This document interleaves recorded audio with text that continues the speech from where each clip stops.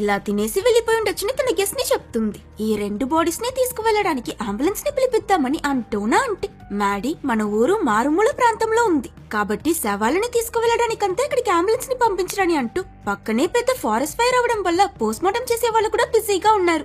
So దానికి కూడా late అవుతుందని చెప్తూ ఉన్నప్పుడు అక్కడికి స్కిమిటీ వస్తాడు. ఈ బాడీస్ చూడగానే నేను ముందే చెప్పాగా ఇది ఖచ్చితంగా జాంబీ క్యాంగ్రూ పనే అయి ఉంటుంది. త్వరగా ఏదైనా మార్గం కనిపెట్టకపోతే ఇంకా ఇలాంటి మర్డర్స్ జరిగే అవకాశం చాలా ఉందని చెప్తాడు. కానీ ఇప్పుడు ఎవరూ ఇతన్ని నమ్మరు.